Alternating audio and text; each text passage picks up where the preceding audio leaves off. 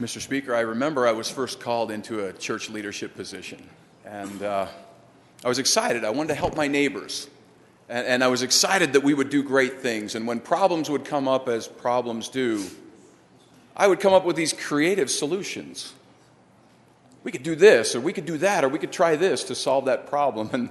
And the leader would just sit back, and finally he would say, "Brother Ivory, I have an idea. Why don't we check the handbook? Why don't we check the handbook?" Representatives, we have the handbook. We have the handbook.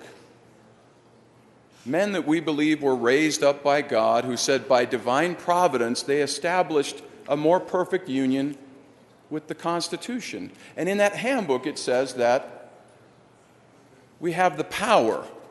We, this body, state legislators, we have the constitutional power to maintain the system. Think of your first official act. First official act, I remember standing right there.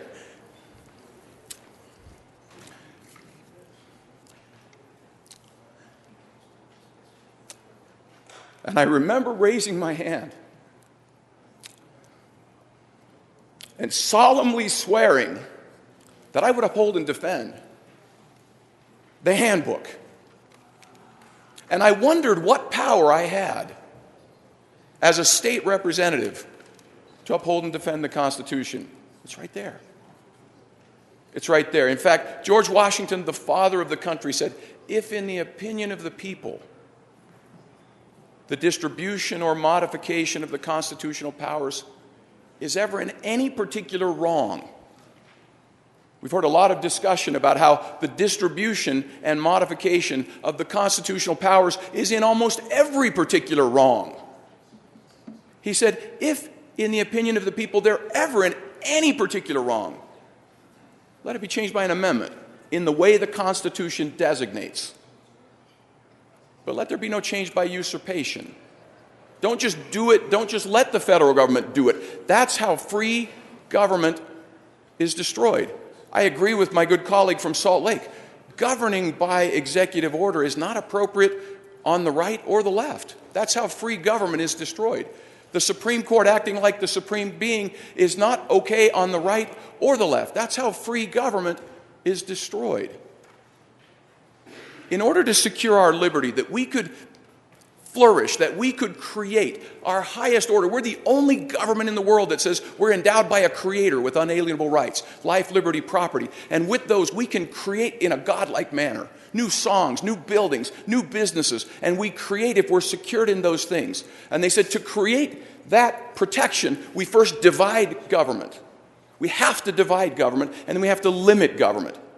And Madison, in the very first Congress, introducing the very first amendment to the Constitution under Article 5, said the state legislatures will jealously and closely watch the operations of this national government, and the state legislatures will be able to resist with more effect every assumption of power better than any power on earth can do. Because the state legislatures are the sure guardians of the people's liberty.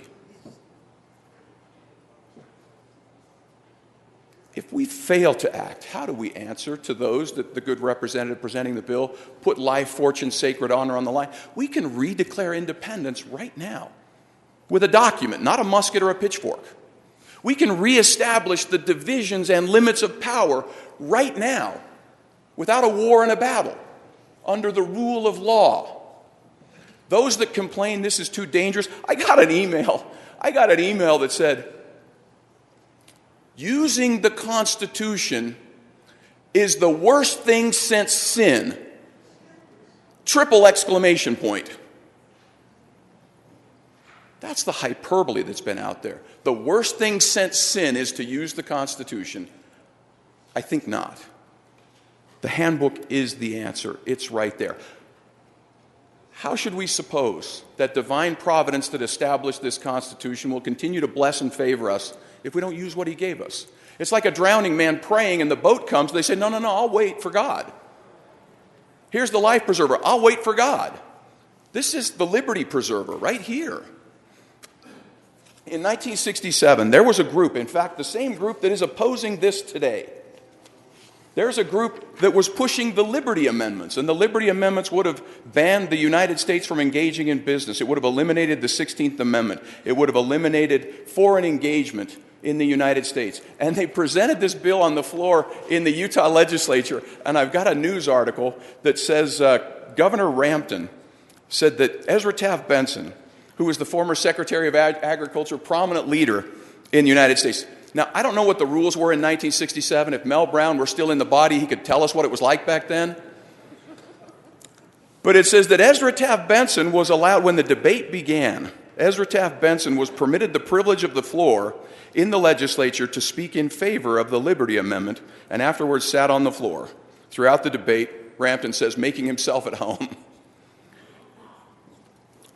Justice Scalia said, the founders inserted this alternative method of obtaining constitutional amendments because they knew Congress would be unwilling to give attention to many issues the people are concerned with, particularly those involving restrictions on the federal government's own power.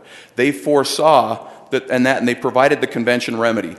If the only way to get to a convention is to take the minimal risk, then it's a reasonable one. Otherwise, we cede all power to Congress. Representatives, it's in the handbook. It's in the handbook. And we swore the oath, and so decide or don't decide, we'll be accountable for what we do because we are constitutional actors. We are the sure guardians of the people's liberty. And as Washington said, if in the opinion of the people it's in any particular wrong, use the handbook. I encourage your support.